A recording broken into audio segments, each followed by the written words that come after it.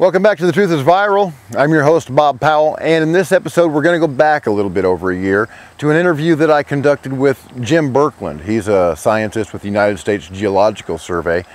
Back in 1989, Jim predicted the Loma Prieta quake, or the World Series earthquake, in about a week in advance. So and he's got a stellar earthquake prediction record, running around 80%. So this is somebody that we want to talk to. And this interview was actually recorded when booms were starting last year, before the boom here in Alpena. But what Jim has to say about this boom, the explosion that rocked hundreds of square miles, you can get caught up by watching that episode right there. But this boom, these explosions that are happening, they're happening all around the country. They were happening in Wisconsin when this interview with Jim took place, and I asked him about them in that instance, and he talks about that, and he goes into fracking. But the most important part of this episode are his insights on a megaquake in the Pacific Northwest. We start out by talking about the preparations that FEMA has been making down in the New Madrid fault zone, but Jim, the earthquake predictor extraordinaire, is more worried about a slip strike fault in the Pacific Northwest that could cause a tsunami, and it'd be bad news for a lot of people. So let's see what Jim has to say, and we'll be back in just a minute.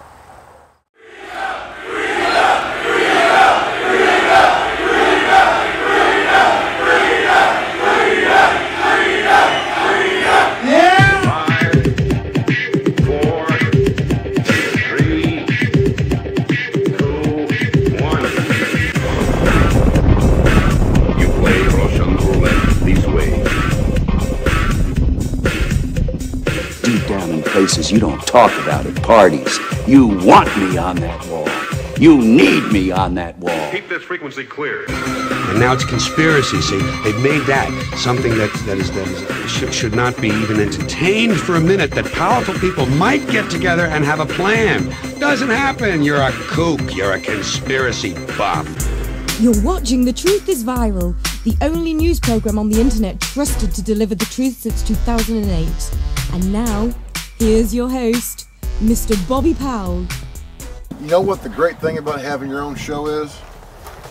You can film the open and the bumpers anywhere you want to. As a matter of fact, I think this season I'm going to be out of the studio a lot, because ain't nothing in the world like fishing with your boy.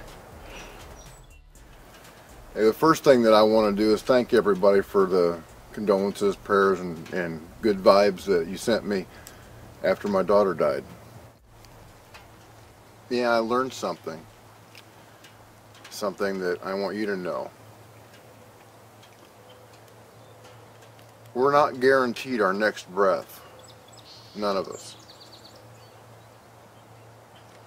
My 24-year-old daughter, with, as far as I knew, a perfectly healthy heart, just drops dead of a heart attack. If it can happen to her, it can happen to you. It can happen to me. It can happen to him. Don't waste a single moment.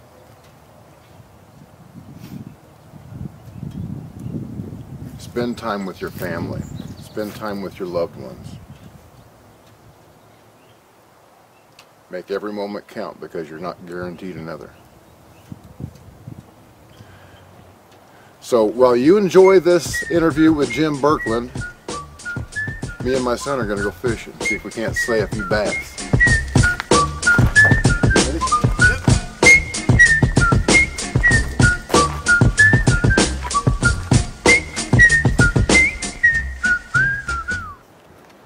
Okay, so Mr. Berkland, there's been a lot of speculation on the internet about there being a 188-day cycle, but you don't subscribe to that, do you? I believe there certainly is a cycle based on the phase of the moon. There are equinoctial tides, not only in the seas but in the solid earth. I've been predicting earthquakes based largely on that since 1974, when I first observed a warning that we might have flood tides in the Bay Area due to an unusual astronomical alignment.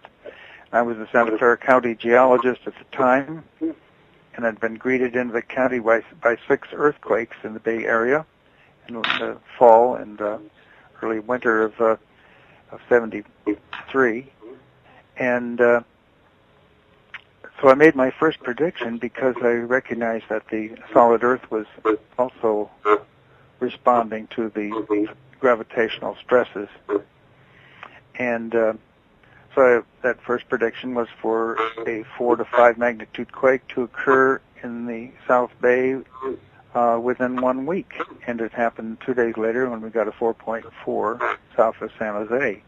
You forecast an earthquake in a 3 to 4 point range this morning. We had an earthquake in the 3 to 4 point range this morning. I'm impressed. And I thought this is mighty simple, so I started predicting informally, and I was 6 out of 8 for 1974.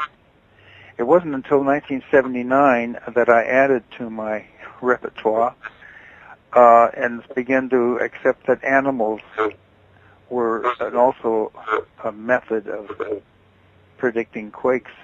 Now, do you mean I'm sorry to interrupt, but do you mean their behavior or by mass animal die-offs or both? Abnormal animal behavior.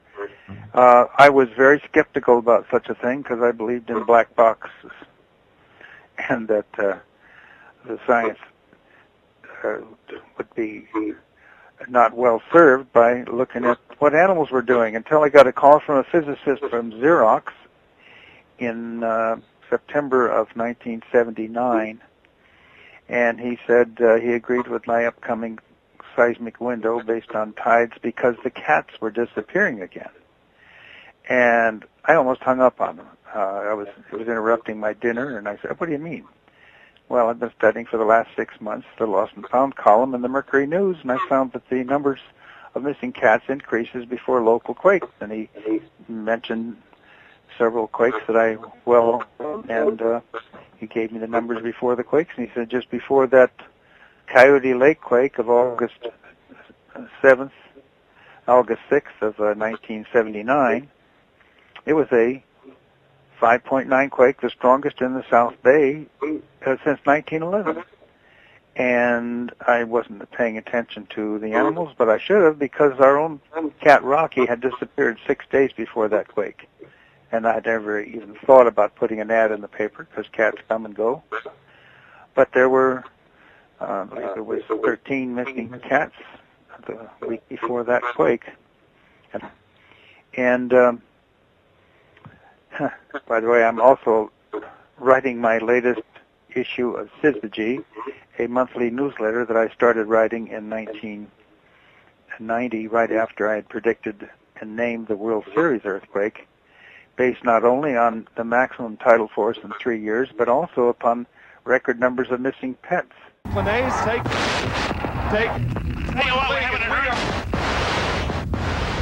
And strange animal behavior, whales beaching themselves in San Francisco and Santa Cruz, and water levels changing, and booming sounds up in the Santa Cruz mountains, and the change in the temperature and volume of the Gilroy Hot Springs as it had done before 1906. 1952 and 1979 quakes. Right. Well, you certainly hit a home run with that one. Speculation on the internet regarding this 188-day cycle is that there is a heavy mass object coming into the solar system that's creating a trough of tidal forces, and that every time the Earth comes around the sun and gets into a particular alignment, that these tidal forces are so great it causes the stress that's built up. Nibiru. That's one name for it. Well, it doesn't exist as far as I'm concerned. We've had plenty of satellites going out past the sun and shooting pictures back towards the Earth, and we never have seen this other object that must have disturbed the planets and hasn't seemed to. Let me ask you a question. You were talking about booming noises up in the hills.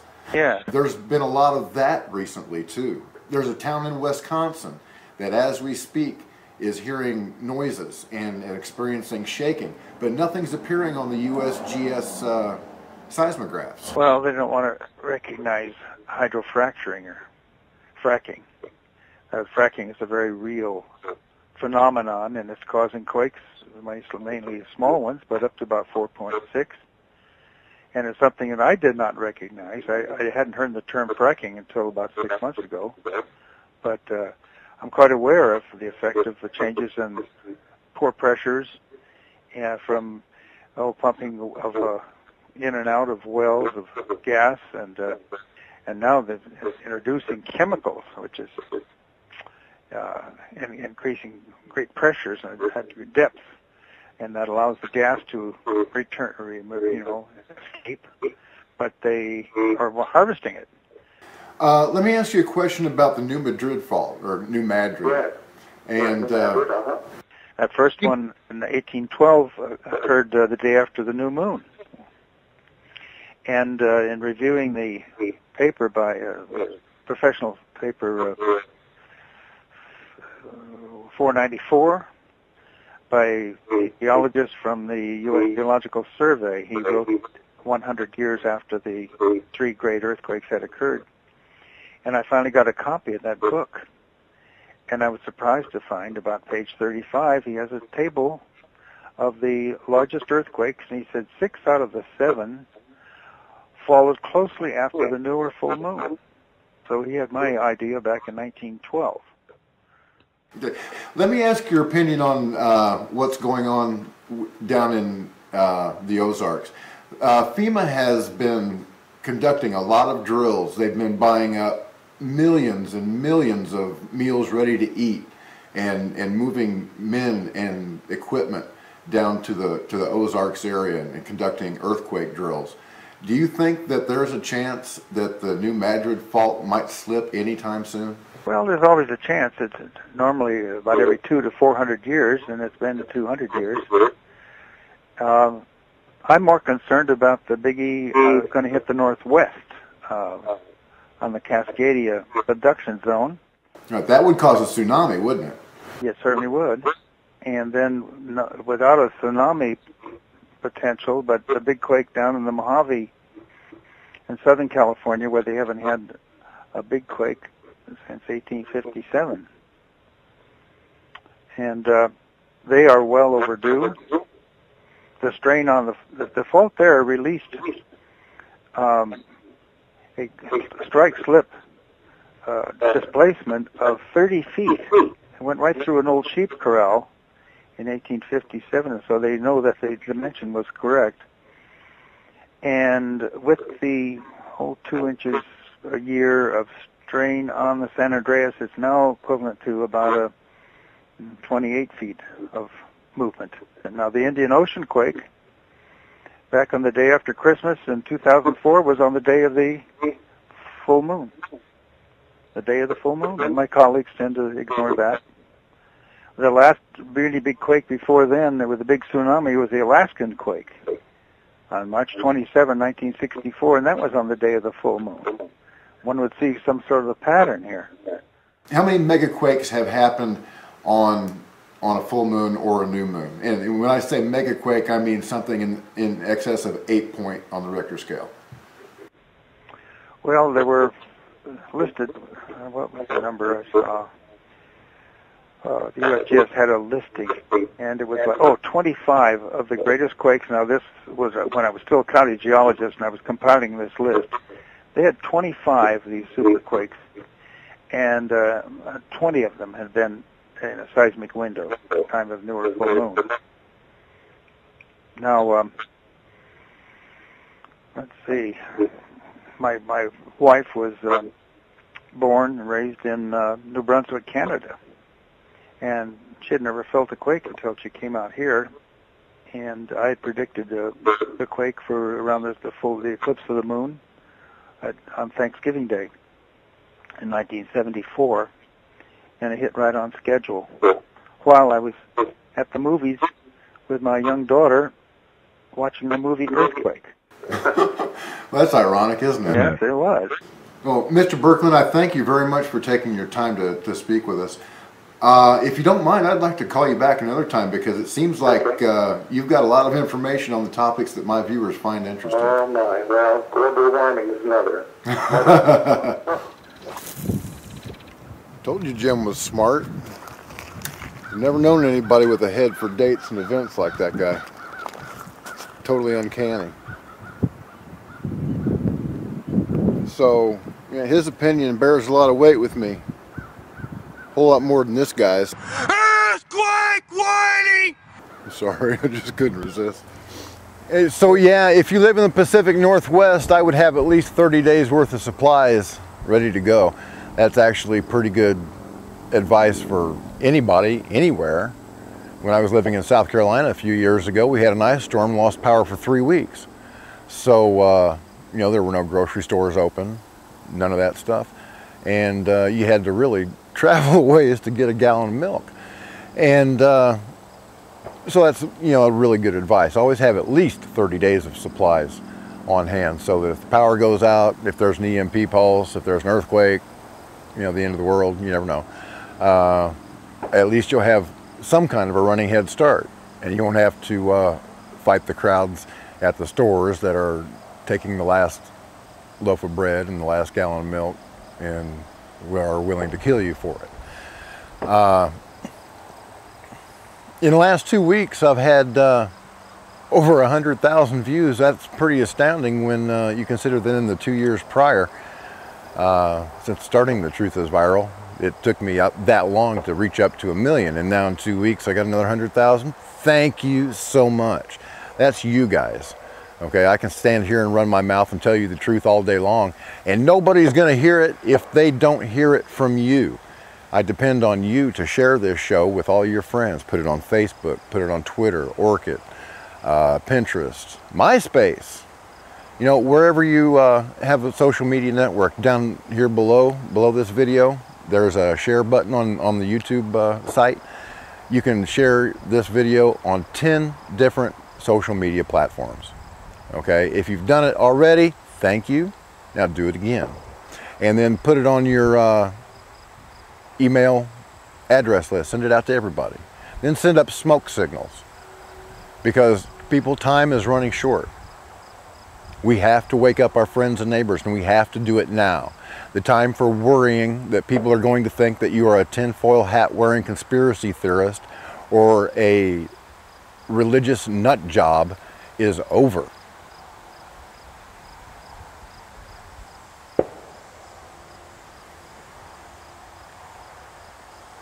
I waited too long before I never did tell my daughter about the truth of Jesus Christ. Now I've got to live with that guilt every single day. I would spare you that. I would spare you that cold hand reaching into your chest and ripping out your heart.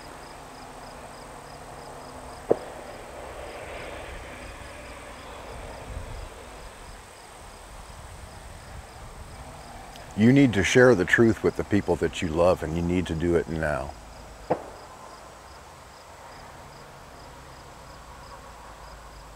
I don't know when Christ is coming back, but it could be at any time. Frankly, if we're still here 2 years from now, I will be absolutely amazed. If we're still here a year from now, I'll even be surprised.